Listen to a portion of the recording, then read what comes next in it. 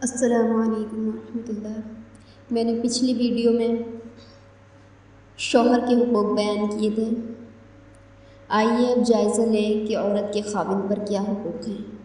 ان میں سے پہلا حق عورت کا نان نفقہ یعنی عورت کے اخراجات کو پورا کرنا۔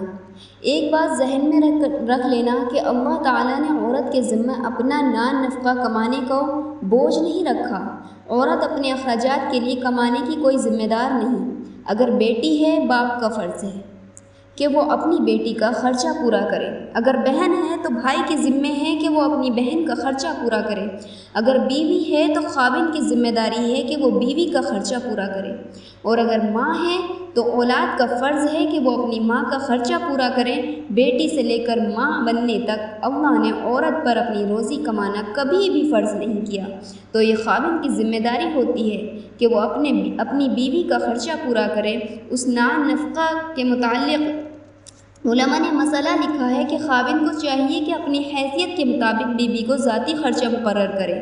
ممکن ہے کہ کوئی آدمی $50 دے سکتا ہو، کوئی آدمی $100 دے سکتا ہو اور کوئی آدمی صرف $10 دے سکتا ہو۔ مقدار کی بات نہیں، گھر کی سبزی وغیرہ کے لیے خرچہ دینا اور بات ہے۔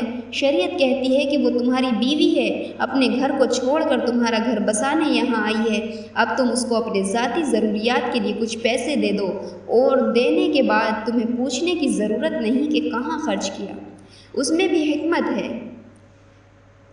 ہو سکتا ہے کہ عورت محسوس کرے میری بہن غریب ہے، میں اس کو دے دوں، میں اپنے بھائی کی کچھ مدد کروں، اسے تب خوشی ہو جب وہ کسی غریب عورت کا دکھ بانٹے۔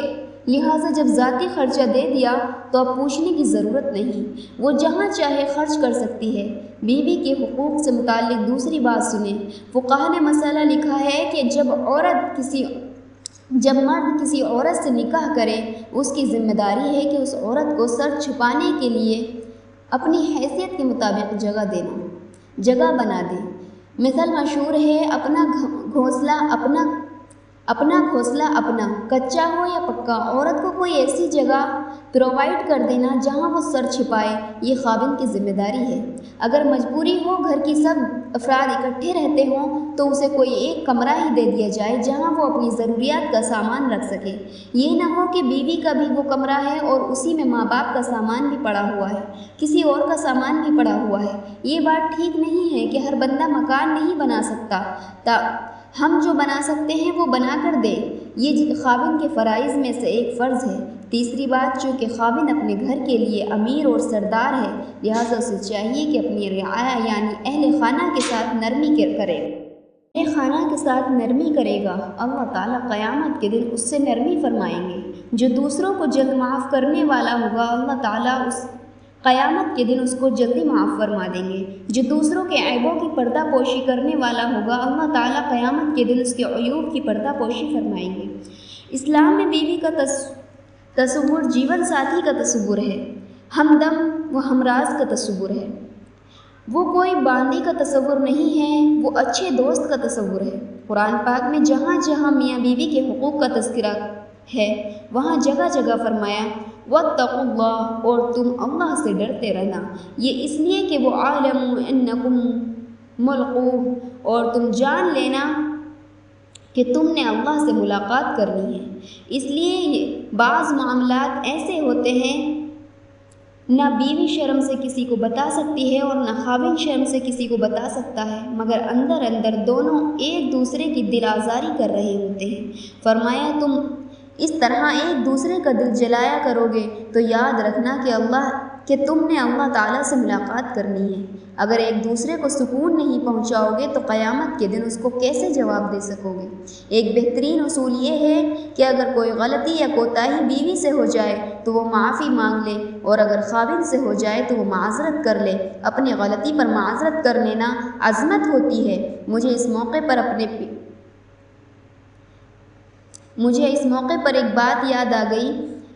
یہ حضرات کتنے مخلص ہوتے ہیں، اپنی زندگی کے واقعات نمونہ بنا کر پیش کرتے ہیں۔ فرمانے لگے، ایک پیر و مرشد فرمانے لگے، ایک روز میں وضو کر رہا تھا، عمر رسیدہ تھے، اہلیہ محترمہ وضو کرواتے وقت پانی ٹھیک سے نہیں ڈال رہی تھی، جس پر میں انہیں ذرا سختی سے بات کہہ دی کہ تم کیوں ٹھیک طرح سے وضو نہیں کروا رہی؟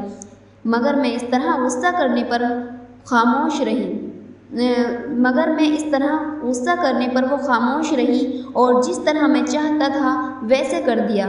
خیر میں وضو کر کے گھر سے چلا، راستے میں خیال آیا ابھی تو میں نے اللہ کی مخلوق کے ساتھ یہ برتاؤ کر رہا تھا، ابھی مصلی پر جا کر نماز پڑھاؤں گا، میری نماز کیسے قبول ہوگی؟ کہنے لگے کہ میں آدھے راستے سے واپس آیا اور بیوی سے معذرت کی، اس نے مجھے معاف کر دیا، پھر میں نے جا کر مسجد میں نماز پڑھائی۔ دین توازن سکھاتا ہے۔ جتنے اللہ تبارک و تعالیٰ نے بیوی کے حقوق بتائے ہیں تو اللہ تبارک و تعالیٰ نے شوہر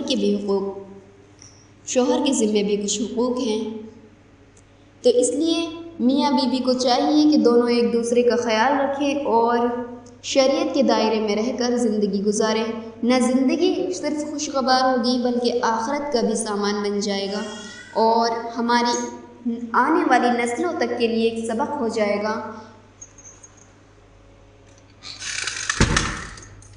آج کے لیے بس اتنا ہی، ملتے ہیں نیکسٹ ویڈیو میں، تب تک کے لیے اللہ حافظ۔